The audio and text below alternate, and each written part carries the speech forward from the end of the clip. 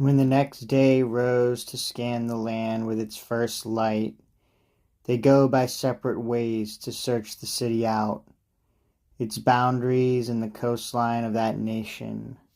These they find are pools and fountains of Numicius, and this the river Tiber, here the home of sturdy Latins. Then Anchises' son gives orders that 100 emissaries, men chosen from each rank, be sent, to go before the king's majestic walls. All should be shaded by Minerva's boughs, and bring gifts to the king, and ask peace for the Trojans. There is no lingering. They hurry off, all carried by their rapid steps. Aeneas himself now traces out a shallow trench to mark the walls. He plans the site, surrounding with mounds and battlements, just like a camp. This their first settlement along the coast. By now the Trojan band had found its way. They saw the Latin towers and high roofs. They neared the walls. Before the Latin city, boys and young men in their first flowering practice their riding or break in fresh teams for chariots along the dust, or bend their keen long bows, or off their shoulders spin tough shafted javelins, or challenge one another now to race or box. Just then a messenger, who has galloped on ahead, reports to the old king that towering men in unfamiliar dress have come to Latium. Latinus orders that the strangers be invited to the palace. At its center he sat on his ancestral chair of state. It was a stately dwelling, wide and high and 100-columned, towering above the city, once the palace of Laurentian Picus, an awesome place both for its forests and for the sanctity of ancient worship. Here Latin kings received their scepters. Here beneath its auspices first took their fasces. This was the temple, this the senate house, and these the seats for sacred feasts. And here the elders, after slaughtering a ram, would take their places at long rows of tables. Here, too, the images of their forefathers were carved in ancient cedar, placed in order along the porch. First Italus, and then Father Sabinus, planter of the vine, shown holding his curved sickle underneath his likeness.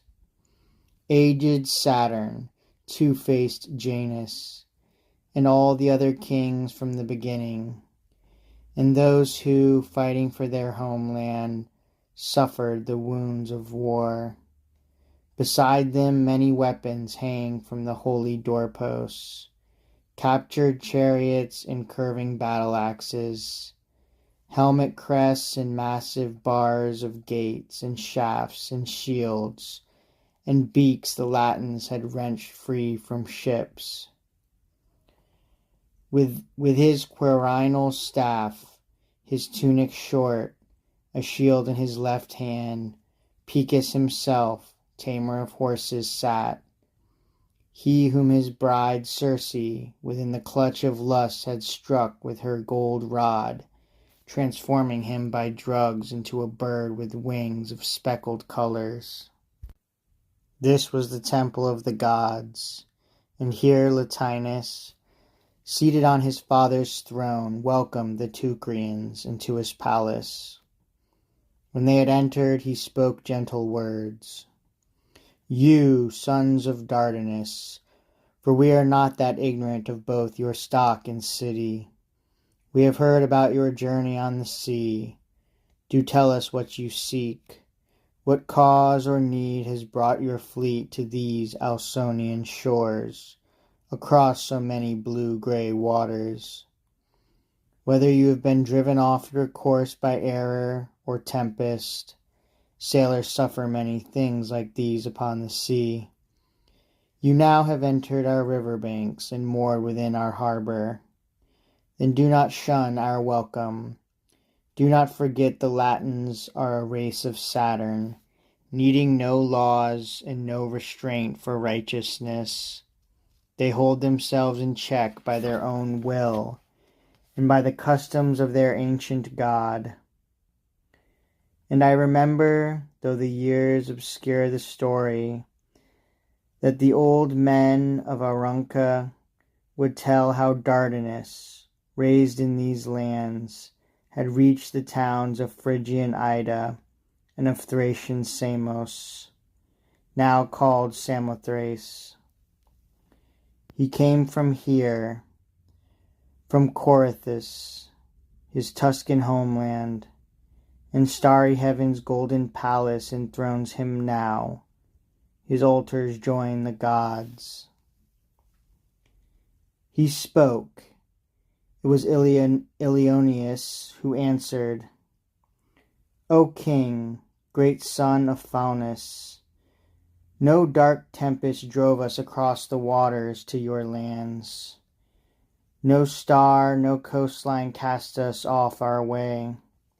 But by design and willing minds we all have reached your city. Exiled from a kingdom that once excelled all that the sun could see in his long journeying from far Olympus. Our race begins with Jove. The young of Troy rejoice in Jove as ancestor. Our king himself is born of Jove's high race. The Trojan Aeneas sends us to your gates. How great a storm let loose by fierce Mycenae fell upon the fields of Ida. By what fates the worlds of Europe and of Asia clashed, is known even to those the flung back ocean keeps far away, and those the pitiless sun separates from us, there where he stretches across the middle of the world's four zones. We sailed out from that flood across waste seas. We only asked for some small settlement, safe shore to house our native gods, and air and water free to all. We will not bring disgrace upon your kingdom, and our praises will not mean little for your reputation. Your graciousness will never be forgotten. Ausonia will not repent the taking of Troy into her bosom.